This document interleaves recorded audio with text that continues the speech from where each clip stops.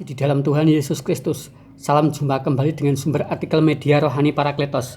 Pembacaan artikel pada pagi hari ini dengan judul Totalitas Tanpa Batas Part 3. Manusia diciptakan Allah itu segambar dengan Dia dan diciptakan disertai dengan akal pikiran. Adapun tujuannya adalah satu, menjadi pembeda antara makhluk hidup yang satu dengan yang lain, seperti hewan dan tumbuh-tumbuhan.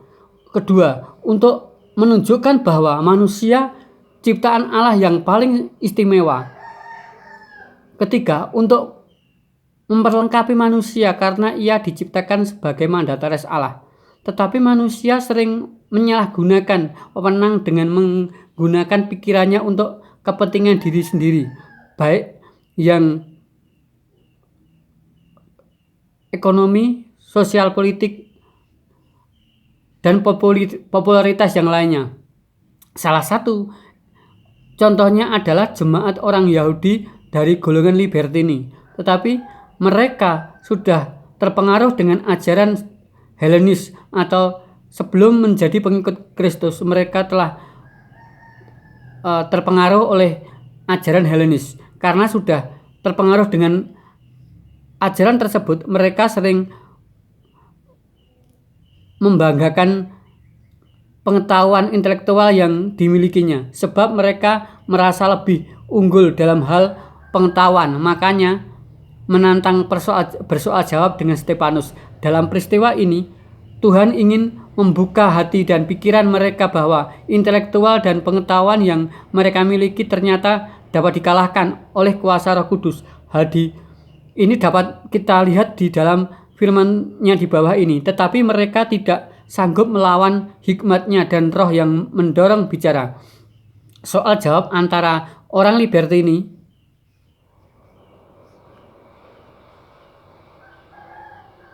dengan Stefanus bisa dikatakan peperangan rohani dan jasmani, dan atau surgawi dengan duniawi. Di sini sudah jelas bahwa jemaat dari Libertini yang bersoal jawab dengan Stefanus menggunakan akal sehat manusiawi, namun mereka dipermalukan oleh Stefanus yang penuh dengan Roh Kudus. Hal itu bisa dibuktikan dengan kalimat firman Tuhan di bawah ini.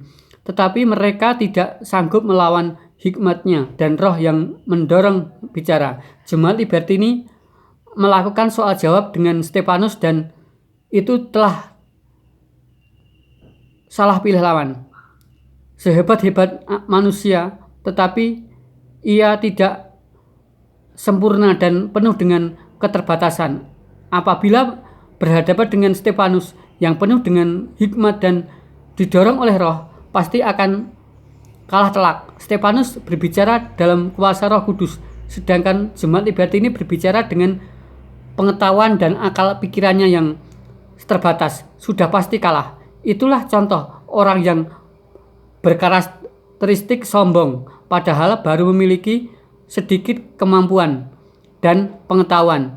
Jika jemaat Libertini itu bergaya hidup dan berprinsip seperti tanaman padi yang semakin berisi semakin merunduk, dengan kata lain, semakin tinggi pengetahuannya, semakin rendah hati, pasti tidak akan melakukan tindakan yang telah disebutkan di dalam firman Tuhan. Sayangnya mereka berperilaku sebaliknya, suka menyombongkan pengetahuan yang dimilikinya untuk merendahkan orang lain. Hal yang berbeda ditunjukkan oleh Stefanus. Tingkat pendidikan mungkin di bawah jemaat Libertini yang sudah terasah dengan pengetahuan yang diberikan sejak mereka menjadi budak di Roma. Tetapi Stefanus yang kepenuhan Roh Kudus, secara otomatis hikmat dan pewahyuan dari Allah ada di dalam hidupnya, sehingga ketika diajak bersoal jawab dengan jemaat Libertini, mereka tidak sanggup melawan dia. Sepandai-pandainya dan sekuat-kuatnya manusia, entah pribadi, kelompok, baik yang kecil maupun yang besar, tidak ada yang sanggup melawan hikmat-Nya Mereka tidak menyadari bahwa ketika mereka bersoal jawab dengan Stefanus yang penuh dengan Roh Kudus, itu juga sama dengan melawan Allah. Kepenuhan Roh Kudus itu sama dengan Allah di pihaknya Stefanus. Siapa yang sanggup melawannya? Jelas tidak ada. Itulah totalitas tanpa batas Stefanus kepada Allah.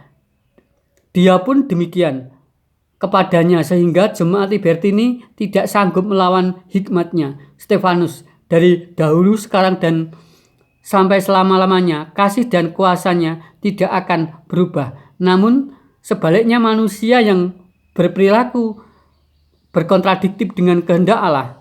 Apa yang dilakukan oleh jemaat Libertini dengan bersoal jawab dengan Stefanus itu bisa dikatakan mencobai Tuhan. Mengapa demikian? Sebab Stefanus adalah seorang yang telah dipilih sebagai diakonos yang penuh hikmat dan Roh Kudus. Sedangkan mereka yang mengajak soal jawab Stefanus menggunakan akal pikiran manusiawi. Dengan mereka mengajak soal jawab itu berarti tidak mempercayai kredibilitas, akuntabilitas, kapasitas Stefanus untuk menjalankan tugas pelayanan meja kepada orang miskin jemaat mula-mula. Di dalam kehidupan kita sebagai pengikut Kristus, sering berperilaku seperti jemaat Libertini dengan tidak mempercayai mereka yang telah dipilih menjadi pelayan di dalam gereja. Yang membuat kita sering demikian karena individualitis. Mereka merasa kitab yang paling berpengetahuan, paling rohani, dan paling yang lain, sehingga kita suka merendahkan orang lain. Sebagai pengikut Kristus, hendaknya mempunyai kerendahan hati seperti Kristus, kuasa Roh Kudus dan kuasa firman Tuhan yang akan memampukan kita untuk mempunyai hati seperti Kristus.